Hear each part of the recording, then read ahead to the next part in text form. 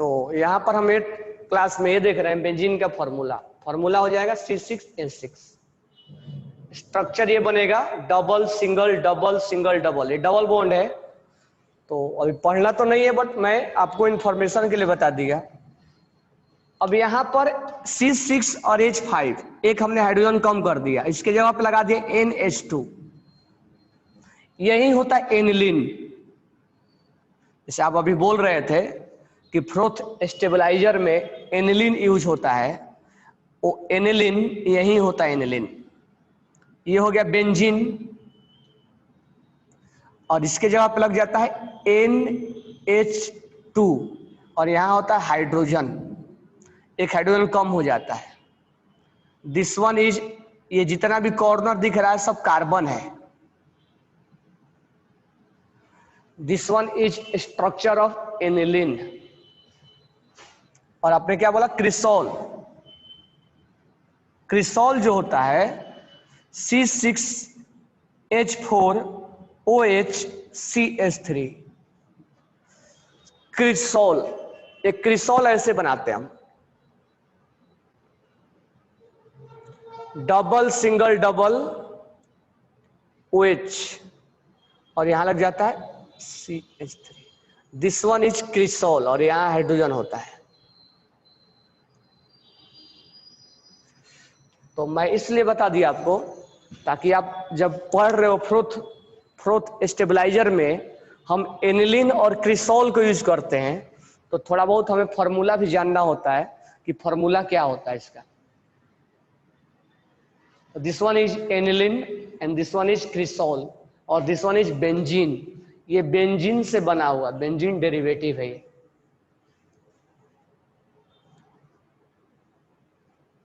Structure write down कर लेना, हो गया। तो cresol and aniline are used in froth stabiliser. Now हमने कंसंट्रेशन प्रोसेस में हाइड्रोलिक क्लासिफायर देखा, फ्रोथ फ्लोटिंग देखा and third one is magnetic separation. ठीक है, तो इसमें पहले हम लिख लेते हैं, this process is used for, this process is used for the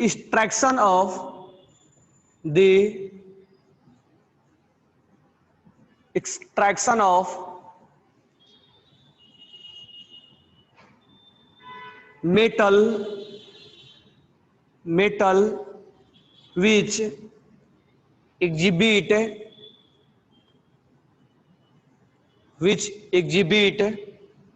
magnetic property,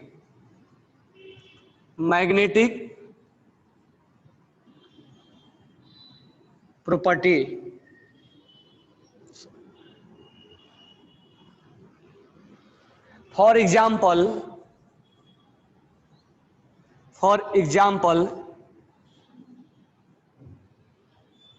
in the extraction of iron,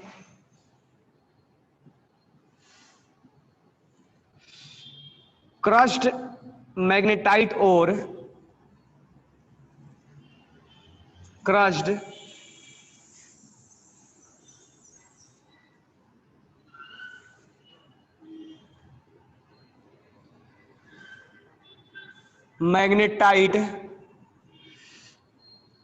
ore, iron particles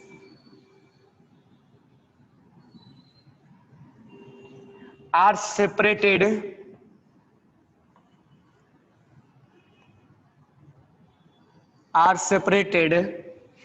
using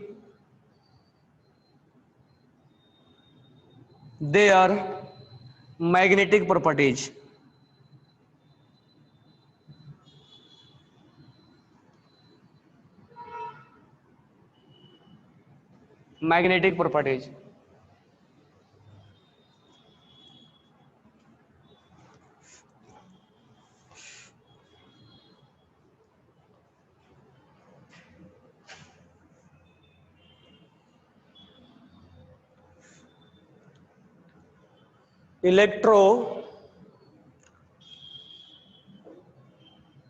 electromagnetic wheel of the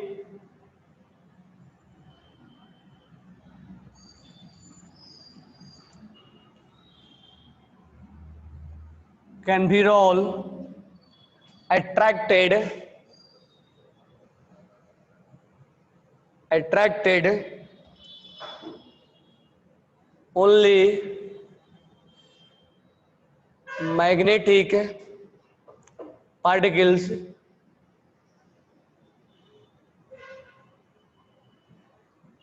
only magnetic particles inserts into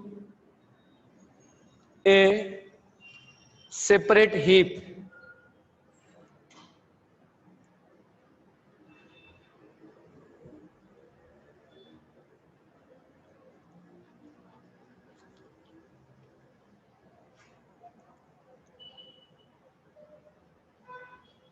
Only the magnetic particles are attracted are attracted by the magnetic wheel by the magnetic wheel. These particles fall separately. These particles fall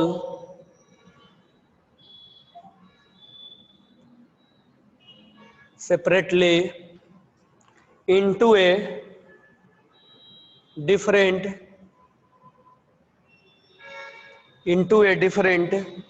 heap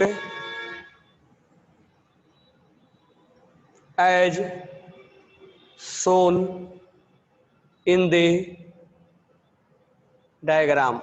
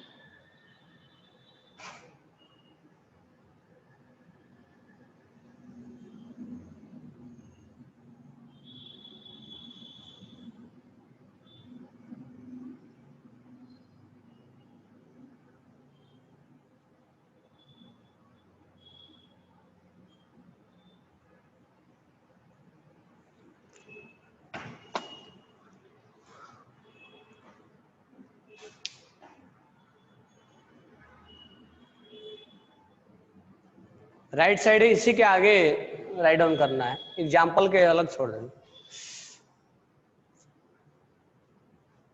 पहले देख लो, इसके बाद note down करना। 2 minute के लिए wait करो, write down अभी करना बंद कर लो। 2 मिनट वेट कर लो, देखो कैसे हुआ। सिंपल सा है, घिरनी घिरनी जैसे चलता है ना, वैसे चल रहा है घिरनी जैसा। यहां हमने ओर लिया, ओर में जो गैंग है या जो इंप्यूरिटीज है वो नॉन मैग्नेटिक है, यानी वो मैग्नेट की तरफ अट्रैक्ट नहीं हो रहा है। और जो हमारा ओर है वो मैग्नेटिक बिहेवियर का है, यानी वो मैग्नेट की तरफ अट्रैक्ट होता है। और जो हमारा इंप्यूरिटीज है वो हमने ऑब्जर्व किया, उस चीज के अंदर हमने गया, फिर देखा कि इसके अंदर मैग्नेट कुछ आयरन्स हैं, आयरन जिससे हमने मान लेते हैं कि आयरन का हमने एक्सट्रैक्शन कर रहे हैं।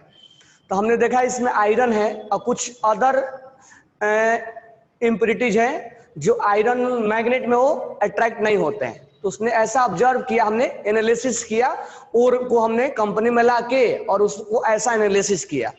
तो हमें लगा कि जो मेन पार्ट है वो मैग्नेट की तरफ अट्रैक्ट हो रहा है और जो इंप्यूरिटीज है वो मैग्नेट की तरफ अट्रैक्ट नहीं हो रहा है। हमने ऐसा उस चीज को एनालिसिस किया।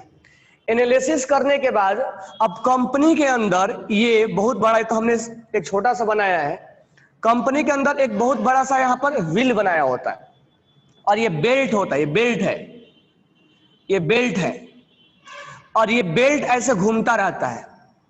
और ये जो व्हील होता है वो मैग्नेटिक व्हील होता है, यानी ये आयरन को अट्रैक्ट करेगा।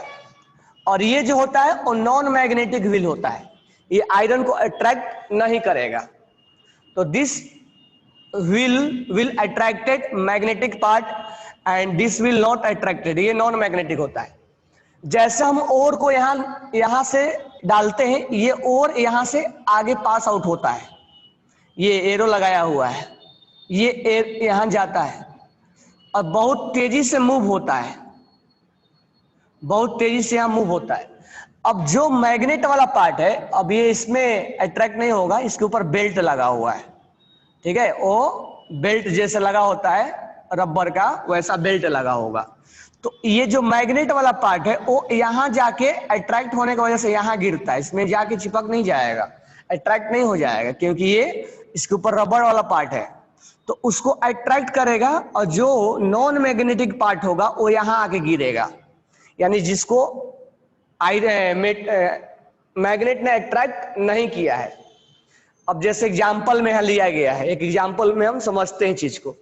तो कुल मिला के प्रोसेस यही होता है कि ओर के अंदर एक अट्रैक्टेड पार्ट वाला होता है मैग्नेट की तरफ और एक अट्रैक्टेड पार्ट वाला नहीं होता है। हम इस बेल्ट के थ्रू पास करवाते हैं, अट्रैक्टेड पार्ट इस कंटेनर में आके गिरता है और जो अट्रैक्टेड नहीं होता है वो इतना तेजी से आता है कि दूर चला जाता है और इस कंटेनर में जाके इंप्यूरिटीज जमा हो जाता है। यानी इस कंटेनर में इंप्यूरिटीज, यहां लिखा भी है नॉन मैग्नेटिक गैंग, यानी ये जो गैंग है वो नॉन मैग्नेटिक है, मतलब वो अट्रैक्ट होने वाला नहीं है। यहां लिखा हुआ मैग्नेटिक व्हील, मतलब ये मैग्नेट से बना हुआ व्हील है। और यहां लिखा हुआ मैग्नेटिक ओर, यानी ये मैग्नेट की तरफ अट्रैक्ट होगा। ये व्हील जो होता है नॉन मैग्नेटिक होता है और यहां ओर लिया गया है। इसी प्रोसेस को हम बोलते हैं मैग्नेटिक सेपरेशन। दोनों सेपरेट हो गया, अलग अलग हो गया। यहां सब देखते हैं, this process is used for extraction of metal. हम ये प्रोसेस उस मेटल के लिए यूज करते हैं विच एग्जिबिट, जहां पर मैग्नेटिक प्रॉपर्टीज, फॉर एग्जाम्पल हम उस ओर के लिए यूज करते हैं जो मैग्नेट की तरफ एक अट्रैक्ट होता है और जो ओर होते हैं वो मैग्नेट की तरफ अट्रैक्ट नहीं होते हैं। तो हम यहां मैग्नेटिक सेपरेशन उसके लिए यूज करते हैं जो मैग्नेट की तरफ अट्रैक्ट होते हैं, जो ओर है which will be attracted towards magnet and gang will be not attracted towards magnet, उनके लिए हम मैग्नेटिक सेपरेशन यूज किया जाता है। जैसे हमने कंपनी में लाया होगा जब हमने, तो पहले उसको एनालिसिस करना होगा ना कि हमें मैग्नेटिक सेपरेशन करना है कि नहीं करना है। तो पहले हम उसको जज करेंगे, आइडिया लगाएंगे। क्या आइडिया लगाएंगे कि क्या उसके अंदर जो गैंग है वो नॉन मैग्नेटिक पार्ट है और जो ओर है वो मैग्नेटिक पार्ट है या नहीं है। अगर है तो हम मैग्नेटिक सेपरेशन अप्लाई करेंगे। जैसे कि एग्जांपल लिया हुआ, in the extraction of iron crushed magnetite और आयरन, जैसे आयरन को जो क्रश किया गया है, छोटे छोटे टुकड़ों में जब डिवाइड किया गया है, particles are separated using their magnetic properties. जब हम आयरन वगैरह को एक्सट्रैक्शन करते हैं, ठीक है, तो आयरन को पहले छोटे छोटे पार्टों में तोड़ देते हैं। अब उसमें आयरन क्या होता है, वो मैग्नेट की तरफ अट्रैक्ट होगा। अब उसमें जो अट्रैक्ट वाला पार्ट नहीं है, जो उसके अंदर इंप्योरिटीज है, जो अट्रैक्शन नहीं हो रहा, वो बाहर चला जाएगा और आयरन के ओर यहाँ कलेक्ट हो जाएंगे। इसका मतलब ये 100% प्यूरिफाई नहीं हो गया, ये हम अभी केवल पहला स्टेज में है, ये कंसंट्रेशन में है। This one is your first step. जिसे हाइड्रोलिक वॉशिंग करने के बाद ये अभी हम कंसंट्रेशन के पहले स्टेज में है। हम यहाँ मैग्नेट मिलने का मतलब हमें 100% प्योरिटी नहीं मिल गया है, अभी हमें कैल्सिनेशन रोस्टिंग करना होगा, रिडक्शन करना होगा, फिर प्यूरिफिकेशन करना होगा। तो ये हम कंसंट्रेशन के पहला स्टेज में है। This one is our first stage. Now यहाँ क्या लिखा हुआ है, अब उसी प्रोसेस को यहाँ कैसे ऑब्जर्व हो रहा है, तो this one is our principle and this one is our example. और ये कैसे अकर होगा, कैसे प्रोसेस होगा, यहां ध्यान से देखना। Electromagnetic wheel of the concave attracted only magnetic particles. ये केवल मैग्नेटिक पार्टिकल्स को अट्रैक्ट करेगा, और अट्रैक्ट करने का मतलब इसमें जाके चिपक नहीं जाएगा, ये आके यहाँ नीचे गिरेगा, रबर लगा हुआ है।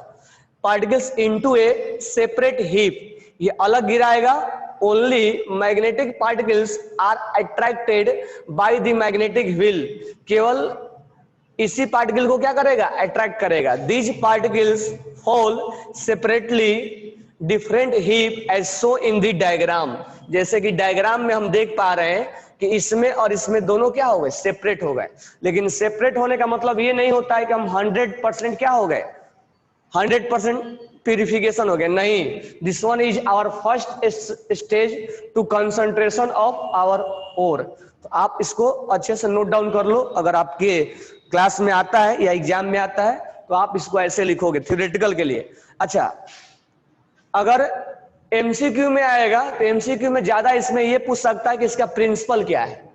तो एमसीक्यू में अगर आता है तो प्रिंसिपल आप याद रखना, ये उस प्रोसेस के लिए यूज किया जाता है जहां पर मेटल को एक्सट्रैक्शन, जहां पर एक गैंग जो है वो नॉन मैग्नेटिक नेचर का होना चाहिए और जो और होना चाहिए वो मैग्नेटिक नेचर का होना चाहिए। This process is used for extraction of metal which exhibit magnetic properties. एक के पास मैग्नेटिक प्रॉपर्टीज होना चाहिए और दूसरे के पास मैग्नेटिक प्रॉपर्टीज नहीं होना चाहिए। तो ये आपका क्वेश्चन एमसीक्यू में आ सकता है कि इसका प्रिंसिपल क्या है, what will be principle of magnetic separation. तो this one is our principle. अब मान लो आपको एग्जाम में आया लिखने के लिए सब्जेक्टिव, तो आप प्रिंसिपल लिखोगे, एग्जाम्पल्स एक लोगे और कैसे ये प्रोसीड हो रहा है उसको लिखोगे, ठीक है। तो आपको एमसीक्यू में ज्यादा यही क्वेश्चन आपसे पूछा जाएगा, बाकी जो क्वेश्चन है वो आपके बोर्ड के लिए या क्लास में लिखने के लिए। Okay, have you any doubt? हाँ, राइटिंग कंप्लीट हो गया, आप अपना स्टार्ट कीजिए। तो नाउ नेक्स्ट कंसंट्रेशन में जो फोर्थ वन है वो है लीचिंग प्रोसेस। लीचिंग प्रोसेस, तो लीचिंग प्रोसेस जो होता है, जैसे हम सल्फाइड फ्रोथ फ्लोटिंग हम सल्फाइड ओर के लिए यूज करते हैं, सेम वैसा ही लीचिंग प्रोसेस भी एक स्पेसिफिक होता है और वो होता है this process is used for aluminium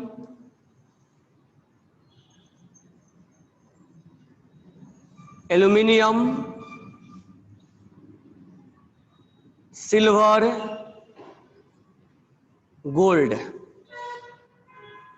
यानी गोल्ड को हम लीचिंग प्रोसेस से प्यूरिफाई करते हैं स्टेप 1 में। तो this process is used for silver, gold and aluminium.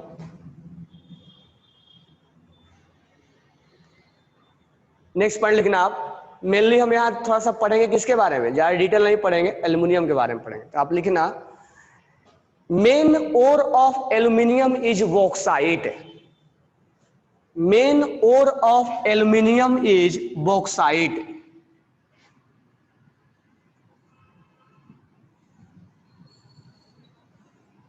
Main ore of aluminium is bauxite. Main ore of aluminium is bauxite.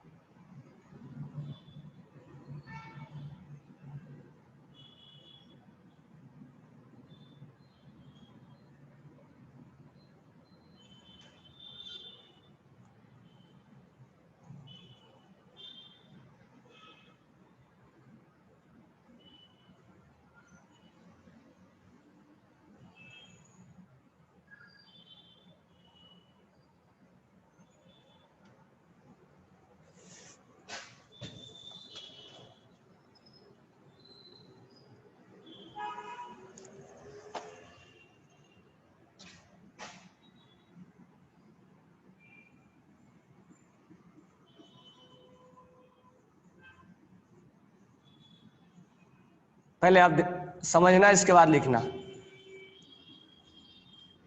पहले ध्यान से समझना। देखो यहां पे जो हम बॉक्साइट लेते हैं, अब बॉक्साइट में इम्प्यूरिटीज होता है। इम्प्यूरिटीज होता है। इम्प्यूरिटीज में पहले ऑब्जर्व किया जाता है किस टाइप का इम्प्यूरिटीज है। तो इसमें जो इम्प्यूरिटीज होता है वो सिलिका टाइप का होता है, सिलिका, ठीक है, SiO2, या आयरन ऑक्साइड टाइप का होता है, FeO। मेनली और भी इम्प्यूरिटीज होते हैं, ऐसा नहीं कि नहीं होता है। जो मेन इम्प्यूरिटीज होता है, ऐसा नहीं केवल 2 ही इम्प्यूरिटीज होगा, बहुत सारे इम्प्यूरिटीज होते हैं, लेकिन जो मेन इम्प्यूरिटीज होते हैं वो सिलिका और आयरन ऑक्साइड होता है। अब ध्यान से समझना, पहले उस बॉक्साइट को ऑब्जर्व किया जाता है कि उसमें किस टाइप का इम्प्यूरिटीज प्रेजेंट है। अगर सिलिका और आयरन ऑक्साइड दोनों इम्प्यूरिटीज है, सिलिका और आयरन ऑक्साइड दोनों इम्प्यूरिटीज है, दोनों इम्प्यूरिटीज है, सिलिका और आयरन ऑक्साइड अगर दोनों इम्प्यूरिटीज है, तो हम उसमें हॉल प्रोसेस अप्लाई करते हैं। और उसके हॉल प्रोसेस में हम बाहर से सोडियम कार्बोनेट ऐड करते हैं, और तब ऐड करा के इसके साथ रिएक्शन करवाते हैं, और रिएक्शन करवा के जो इम्प्यूरिटीज है उसको बाहर निकालते हैं। फिर से समझना, पहले हम बॉक्साइट लेते हैं, बॉक्साइट में ये एनालिसिस करते हैं कि उसमें मेन इम्प्यूरिटीज क्या है। अगर मेन इम्प्यूरिटीज ये दोनों मिला, when silica and iron oxide will found to be main impurities, then we follow Hall process. Hall process में क्या होता है, Na2CO3 इस बॉक्साइट में ऐड किया जाता है, और ये इनके साथ, मैं रिएक्शन नहीं लिख रहा हूं, ये इनके साथ रिएक्शन करके और इम्प्यूरिटीज बाहर निकल जाते हैं। समझ में आया? फिर से देखो, बॉक्साइट लिया जाता है, बॉक्साइट में एनालिसिस किया जाता है कि मेन इम्प्यूरिटीज क्या है। अगर मेन इम्प्यूरिटीज सिलिका और आयरन ऑक्साइड निकला तो हम उसका प्यूरिफिकेशन हॉल प्रोसेस से करते हैं। तो प्यूरिफाइड बाई, यहां लिख देंगे purified by hall process. Hall process में हम बाहर से Na2CO3 ऐड करते हैं और ये इस इम्प्यूरिटीज के साथ रिएक्शन करके बाहर निकल जाता है। तो हमारा यहां से कुछ बॉक्साइट क्या हो जाता है, थोड़ा प्योर बनता है। अगर iron oxide as a impurities है इसके अंदर, यानी इसके अंदर silica as a main impurities नहीं है, बॉक्साइट के अंदर, बॉक्साइट के अंदर जो मेन इम्प्यूरिटीज है वो आयरन ऑक्साइड है, सिलिका नहीं है। मेन इम्प्यूरिटीज बराबर है क्या? मेन इम्प्यूरिटीज ये है, मतलब ज्यादा अमाउंट में। तब हम उसको प्यूरिफिकेशन के लिए, प्यूरिफाइड करने के लिए, प्यूरिफाइड बाई हम बेयर प्रोसेस अप्लाई करते हैं। बेयर प्रोसेस में बाहर से हम सोडियम हाइड्रोक्साइड मिलाते हैं और ये सोडियम हाइड्रोक्साइड इसके साथ रिएक्शन करके बाहर निकल जाता है और हमारा बॉक्साइट कुछ प्योर बन जाता है।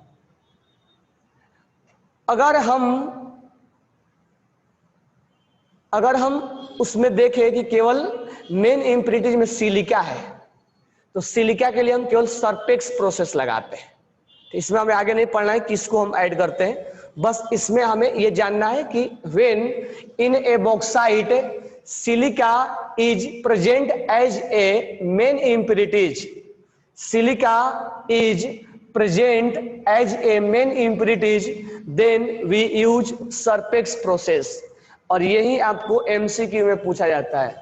पहला एमसीक्यू में पूछा जाता है कि लीचिंग प्रोसेस किसके लिए यूज किया जाता है, तो लीचिंग प्रोसेस सिल्वर गोल्ड के लिए यूज किया जाता है। ठीक है, और इसको मेन इम्प्यूरिटीज को देख के पता लगाया जाता है कि हॉल प्रोसेस अप्लाई करें, यानी इम्प्यूरिटीज को हटाने के लिए हॉल प्रोसेस लगाएं या बेयर प्रोसेस लगाएं या सरपेक्स प्रोसेस लगाएं। अगर ये दो impurities as a main impurities है तो हम हॉल प्रोसेस लगाएंगे। इसके लिए हम बाहर से ये ऐड करते हैं और ये इसके साथ रिएक्शन करके प्यूरिफाइड करता है। ये बाहर से हम ऐड करते हैं, ये इसके साथ रिएक्शन करके प्यूरिफाइड करता है, ये इसके साथ रिएक्शन करके सरफेक्स करता है। ओके, समझ में आ गया? तो इसको आप राइट डाउन कर लेना, इसके आगे हम कल आपको टीच करेंगे। Okay, thanks to all.